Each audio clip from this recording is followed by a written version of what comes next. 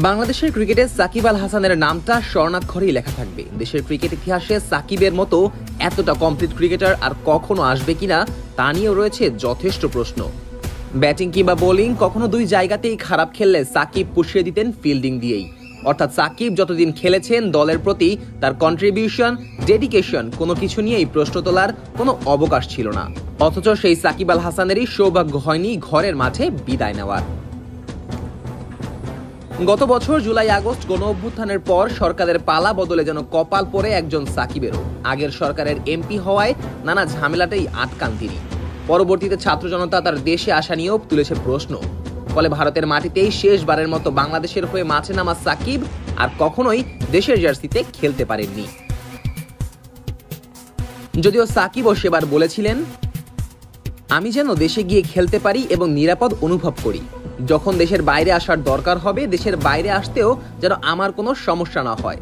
Board খেয়াল করছে, বিষয়গুলোর সঙ্গে যারা জড়িত তারা দেখছেন, তারা হয়তো আমাকে একটা সিদ্ধান্ত দেবেন যেটার ভিত্তিতে আমি দেশে গিয়ে খুব ভালোভাবে খেলে অন্তত টেস্ট ফরম্যাটটা ছাড়তে পারবো। তবে পরবর্তীতে আর বাংলাদেশেই না ফিরতে পারা সাকিব অবসরের এই ঘোষণা দেওয়ার একদিন আগে পুরো ব্যাপারই শেয়ার করেছিলেন তৎকালীন জাতীয় দলের নির্বাচক ও সাবেক ক্রিকেটার হান্নান সরকারের সাথে। টিম হোটেলে ডিনারে সাকিব নিজেই পরবর্তীতে এ ব্যাপারে খোলামেলা আলোচনা করেছিলেন অধিনায়ক নাজমুল হোসেন শান্তর সাথেও, যেখানে আরও ছিলেন বাংলাদেশ দলের মিডিয়া ম্যানেজার রাবি দিবাম। আর এবার এই পুরো ব্যাপার নিয়েও আবারও মুখ খুললেন জাতীয় দলের সাবেক নির্বাচক হান্নান সরকার। নিজের অফিসিয়াল ফেসবুক পেজে এক ভিডিও বার্তায় তিনি বলেন, জাতীয় দলের নির্বাচক হিসেবে আমার এই এক বছরের জার্নিতে যদি একটাই অপ্রাপ্তি থাকে সেটা হচ্ছে সাকিব আল হাসানের মতো ক্রিকেটারকে দেশের মাটিতে মাঠ থেকেই বিদায় দিতে পারিনি। মন চাইলেও আসলে বলতে পারি না যে সাকিবের মতো আরেকটা ক্রিকেটার এদেশে জন্ম নিবে।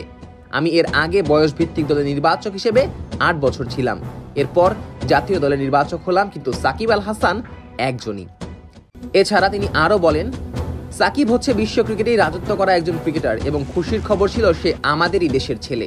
সাকিব আল হাসান বলতেই মানুষ বোঝে বাংলাদেশ এদেশের ক্রিকেট। সাকিব আল হাসান খেলোয়াড় থাকাকালীন সময়ে হান্নান সরকার জাতীয় দলের নির্বাচক ছিলেন। তার সময় টেস্ট ক্রিকেট থেকে অবসর নিয়েছিলেন সাকিব। সেই স্মৃতিচারণ করে তিনি বলেন, আমরা আসলে গোছালোভাবেই এটার পরিকল্পনা করেছিলাম। প্রথম টেস্ট থেকেই এটা নিয়ে আলোচনা শুরু হয়েছিল। আমাদের সাথে আলোচনায় ফাহিম স্যারও ছিলেন। একজন নির্বাচক হিসেবে আমি আমার মতামত তুলে ধরেছিলাম।